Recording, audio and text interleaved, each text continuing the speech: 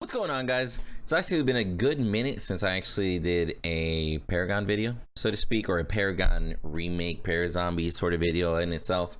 So we're actually going to go through Fault and Predecessor. Those are two that I have been deeply involved with. I've gotten a chance to try them recently. I'll let you know what I've seen so far, what I expect from them, and what I'm honestly worried about when it comes down to it. So let's do this.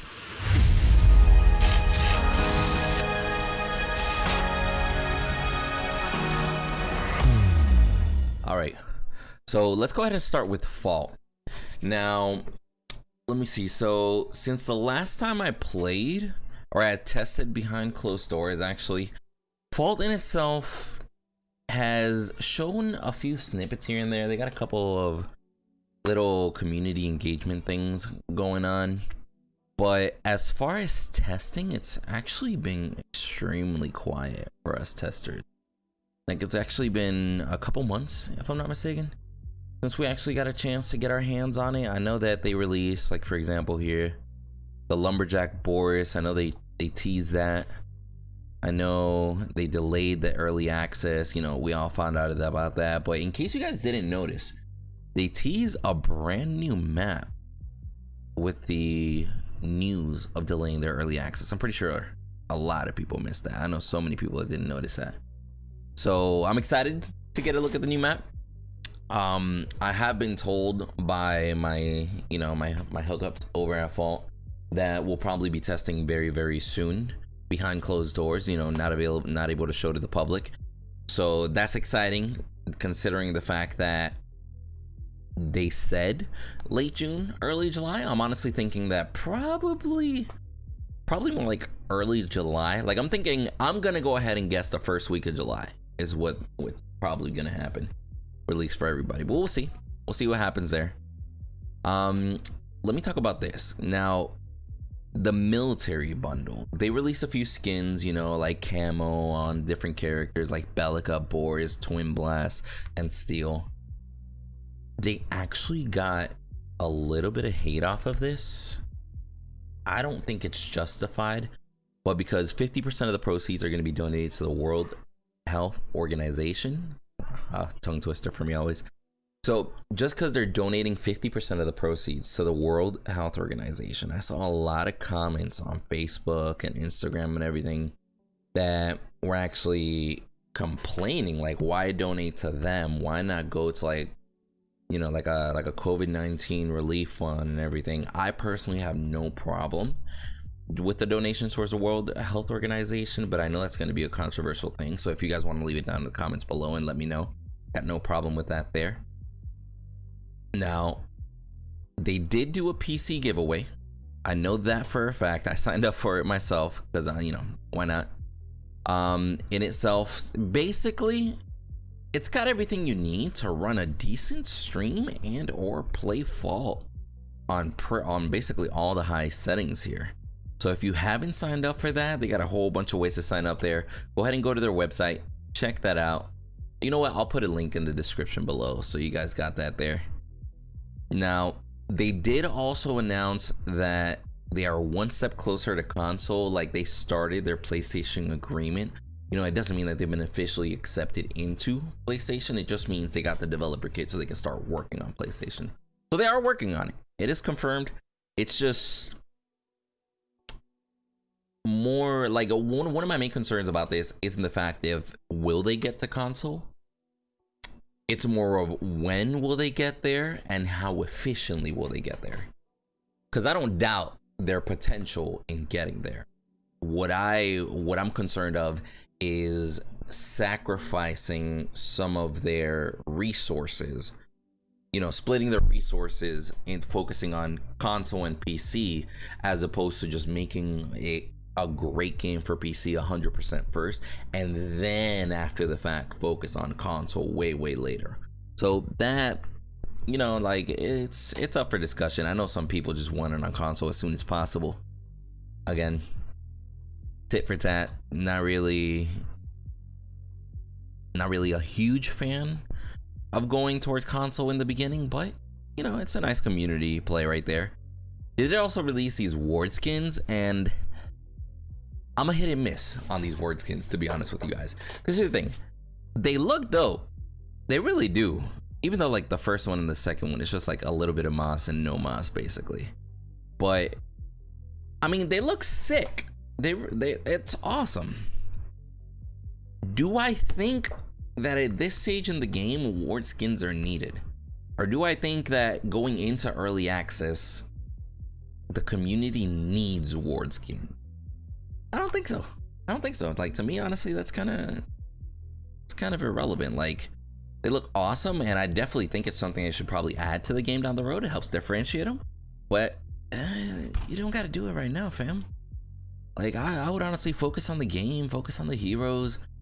Give me the ward skins maybe towards the end of the year, like 6 months, like, you know, a few months after, 3 months, 6 months after early access is already out, just to show. Well, you know what, I guess that's also a reason why they did it, because they want to show that they're able to create content like that, which is nice. But I don't know, what do you guys think? Do you guys think it's better for them to show their potential and show a little bit of this right now, or do you guys think it's honestly better to just save all the cosmetic stuff for the end and just focus on the core basics of the game? I don't know. It's a rough one. It's a rough one. But let's move on here to Predecessor. Now, Predecessor's been quiet. Like, quiet. I'm talking about, like, many of us have not got a chance to play Predecessor in a while. We haven't seen much of Predecessor in a while. They've been behind the scenes. They've been just chilling, grinding. But the staff and a few of us influencers actually got a chance to play it. When was this? Last weekend? I think it was, actually. Yeah. So we actually got a chance to play it, and let me tell you guys, it was buttery smooth. I got a chance to play Sparrow, which actually I don't play that much Sparrow, but it was so buttery smooth. It honestly reminded me of early Monolith before that new card system came out. That's the kind of vibe that we had. You know, there was no extra movement. There was no boots or anything like that. No travel mode. It was just like, hey, the movement speed is adjusted currently to the map, which they did adjust the map for the test that we did. They still have the other map as well, the legacy type map, but they did do a smaller Monolith influence map, which it still had, you know, like it had like tight jungle paths and everything, a lot of jungle rotations. The camps were interestingly placed and everything, so it had the uniqueness of like a jungle and legacy, but then the map length and towers and everything were adjusted more like Monolith. So it honestly, I had a blast. Like, I was there with Murdock and Mangoose, like, you know, shout out to the homies. But it was fun. It was fun. Like, Predecessor, when we first tested it, like a year ago, basically, it's been, they had this whole delay issue that it was everybody's main concern. Like, we would click and then like a second and a half later the shot would come, the shot actually came out. But that's 100% gone. Like, the game feels so buttery smooth, it's unreal. It really, like, it's amazing. It was honestly so much fun. They had me wanting to play more and more, but I only got to play 2 matches. So I played as Sparrow and I played as Murdock. And Murdock, honestly, his kit hasn't changed at all from when we first saw him in the original Predecessor video with Murdock. If you guys haven't seen that, check it out, it's in my channel. But it was just basically Murdock with 0 lag. Like, it was honestly so much freaking fun. It was a blast. I'm honestly super excited, and I have heard from sources over there that they're hoping for this summer as well for the alpha to open back up.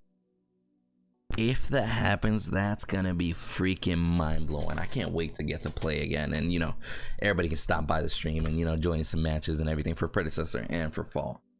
But I gotta say, man, ever since this whole endeavor of these, you know, Paragon remakes, everything started up, it honestly was very optimistic. And, you know, they set very, like, you know, optimistic deadlines that then they had to push back, and it happens.